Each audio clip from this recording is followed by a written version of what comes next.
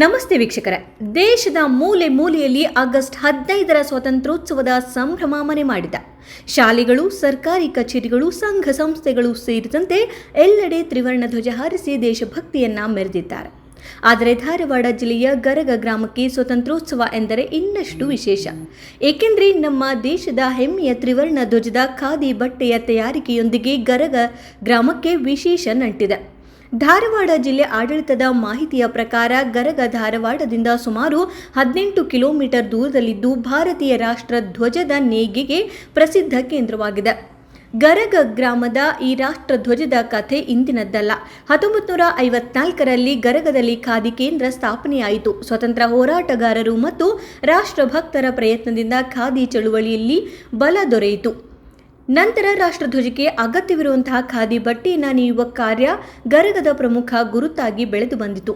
ಇಲ್ಲಿ ತಯಾರಾಗುವ ಖಾದಿ ಬಟ್ಟೆ ಎಂದರೆ ಕೇವಲ ಒಂದು ಬಟ್ಟೆಯಲ್ಲ, ಅದರ ಹಿಂದೆ ನೂರಾರು ಕಾರ್ಮಿಕರ ಶ್ರಮ, ದೇಶಭಕ್ತಿ ಮತ್ತು ರಾಷ್ಟ್ರ ಧ್ವಜದ ಮೇಲಿನ ಗೌರವ ಅಡಗಿದೆ. ಕೈಮಗ್ಗದ ಮೂಲಕ ಅತ್ಯಂತ ಜಾಗರೂಕತೆಯಿಂದ ಬಟ್ಟೆಯನ್ನು ನೇಯಲಾಗುತ್ತೆ. ರಾಷ್ಟ್ರಧ್ವಜ ತಯಾರಿಕೆಗೆ ನಿಗದಿಪಡಿಸಿರುವ ಗುಣಮಟ್ಟ ಮತ್ತು ಮಾನದಂಡಗಳನ್ನು ಪಾಲಿಸುವುದು ಅತ್ಯಂತ ಮುಖ್ಯವಾಗಿದೆ. ಈ ಕಾರಣದಿಂದಲೇ ಗರಗದ ಖಾದಿ ಕೇಂದ್ರಕ್ಕೆ ದೇಶದ ತ್ರಿವರ್ಣ ಧ್ವಜದೊಂದಿಗೆ ವಿಶಿಷ್ಟವಾದ ಸಂಬಂಧ ಬೆಳೆದಿದೆ. 2023ರಲ್ಲಿ ಗರಗ ಖಾದಿ ಕೇಂದ್ರಕ್ಕೆ ಮತ್ತೊಂದು ಮಹತ್ವದ ಅವಕಾಶ ದೊರೆಯಿತು. ಖಾದಿ ಬಟ್ಟೆಯನ್ನು ತಯಾರಿಸುವುದರ ಜೊತೆಗೆ ಅಲ್ಲಿಯೇ ರಾಷ್ಟ್ರಧ್ವಜ ತಯಾರಿಸಲು ಅನುಮತಿ ದೊರೆಯಿತು. ಇದರಿಂದ ಗರಗದ ಹೆಮ್ಮೆ ಮತ್ತಷ್ಟು ಹೆಚ್ಚಾಯಿತು. ಹೀಗಾಗಿ ಧಾರವಾಡದ ಗರಗ ಗ್ರಾಮ ಕೇವಲ ಒಂದು ಗ್ರಾಮವಲ್ಲ, ರಾಷ್ಟ್ರಧ್ವಜದೊಂದಿಗೆ ಭಾವನಾತ್ಮಕ ಸಂಬಂಧ ಹೊಂದಿರುವ ದೇಶಭಕ್ತಿಯ ನೆಲೆಯಾಗಿದೆ. ಇಂತಹ ಹೆಮ್ಮೆಯ ನೆಲೆಯಲ್ಲಿಯೇ ಇಂದು ಸ್ವಾತಂತ್ರ್ಯೋತ್ಸವದ ಸಂಭ್ರಮವು ಅದ್ದೂರಿಯಾಗಿ ನಡೆಯಿತು.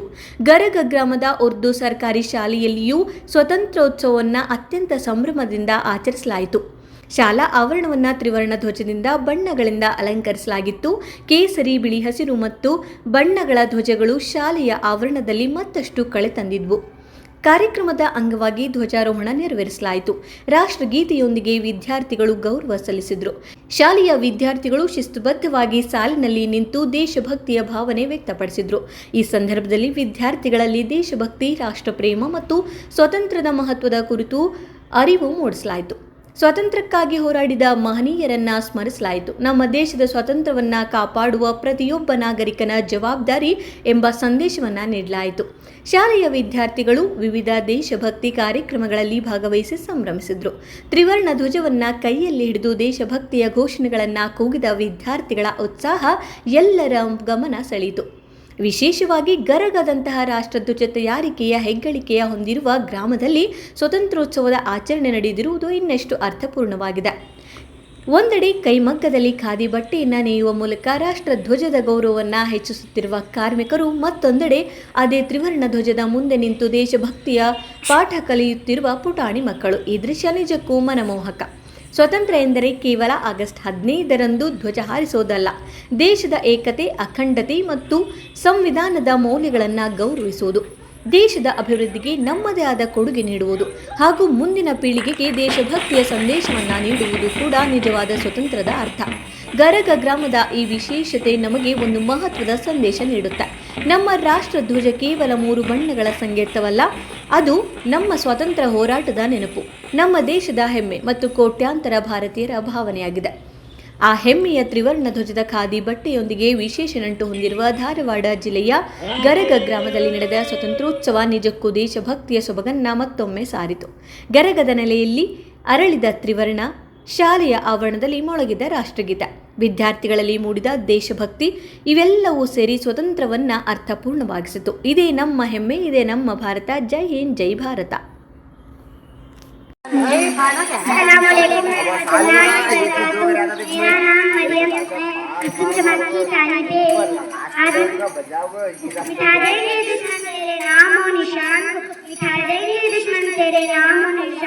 अगर तूने देखे मेरी आंखों से मेरे हिंदुस्तान को, आज मैं आपके सामने 15 अगस्त के बारे में चंद बात पेश करना चाहती हूँ। मुझे उम्मीद है कि आप सब गौर से सुनेंगे। 15 अगस्त में आज़ादी का दिन है। ये दिन हमारे मुजाहिदों आज़ादी की कुर्बानियों की याद दिलाता है, जैसे महात्मा गांधी जी, चाचा लाल बहादुर शास्त्री, कित्तूर रानी चंद्रन, झांसी की रानी लक्ष्मीबाई याद दिलाता है। अब हमारा फर्ज है कि हम अपनी कुर्बानियों को जाया ना करके हमारे मुल्क तरक्की के लिए आगे बढ़ेंगे। इतना कहकर मैं अपनी छोटी सी तकरीर खत्म करती हूँ। जय हिंद।